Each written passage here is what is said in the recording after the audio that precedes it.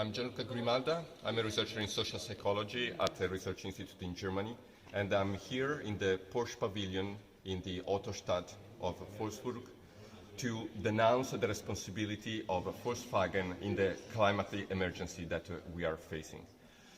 Volkswagen is the largest car manufacturer in Europe and the second largest in the world. And the transport sector, the car sector, has a huge responsibility in the climate emergency. There are 12% of CO2 emissions that come from the car sector. So we are here with 8 other members of a scientist rebellion and with the 6 people who are helping us to demand the acceptance of the demands of our campaign. The introduction of a speed limit on motorways in Germany and the reintroduction of the €9 tickets that allow the people to travel freely for €9 on the public transport in Germany.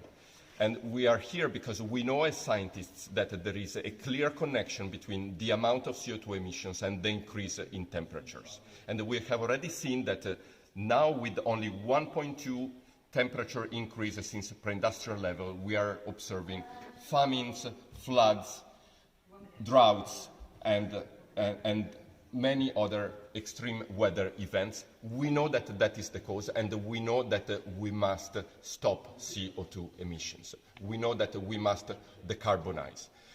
The standard net zero by 2050, which also Volkswagen complies with, we know that will bring many millions of people dying. We know that for sure because I read the International Panel on Climate Change report, and we know that this is going to happen. So we are here to denounce the role of Volkswagen. We demand the government of Germany to comply with our demands of our campaign. So it's now 3 p.m. We have occupied the Porch pavilion for about 24 hours now. We have set some demands to the CEO of Volkswagen, so we have demanded the CEO to Volkswagen to come here to listen to our demands in front of the press and to subscribe with the demands of our campaign. So first of all, publicly declare that the goal of staying below 1.5 degrees of temperature increase from pre-industrial level is unachievable. Second, decarbonize the transport sector and in particular issue a public statement in support of the introduction of a 100 km/h speed limit on motorways. Germany is the only country in the world, I think, that for whatever reasons don't have any speed limit. Reintroduce the €9 tickets to travel on public transport all around Germany. And then we also applied the third demand of our campaign to the specific situation of Volkswagen. So the third demand is about debt cancellation for countries most exposed to the climate emergency. So we demand that Volkswagen, who for sure hold assets and bonds from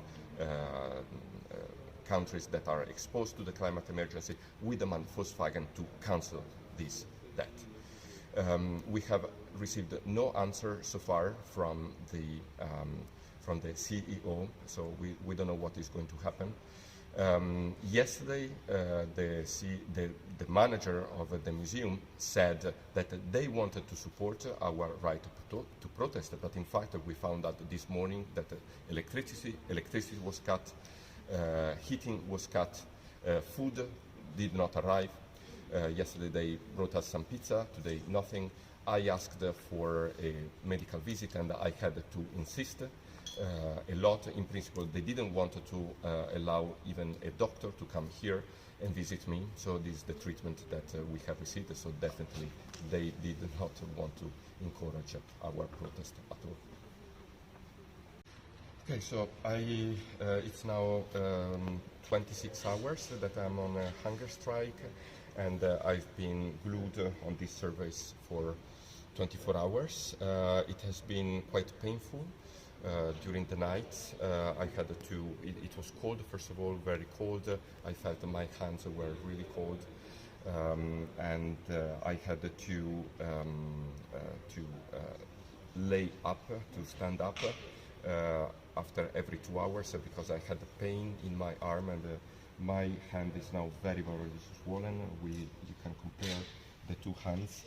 And so eventually, after at least 3 requests, some doctors have come to visit me. And I mean, I feel so sorry, but they said that it is potentially life-threatening condition because some clots could develop into my hands and then go around my blood and cause potentially life-threatening conditions. So of course I don't want to go that far to risk my life for this protest. And so I have decided to follow the medical advice and to unglue myself and to follow the doctors into the hospital and to do some exams. And I don't know what will happen. I will continue the hunger strike in support of the people who are keeping on occupying this place and the people who are supporting this campaign. So I will do it in another way, but I will still carry on. And I feel that maybe I've gone too far. Maybe I should have unglued myself yesterday, but I thought that this was the right thing to do. In a way, it's a new experience. It's something that really challenges my body, but I'm sure that I will be fine. I'm sure. I mean, I feel pain, but not so much. And this is nothing in comparison to the suffering that the people in Africa and other countries have to suffer.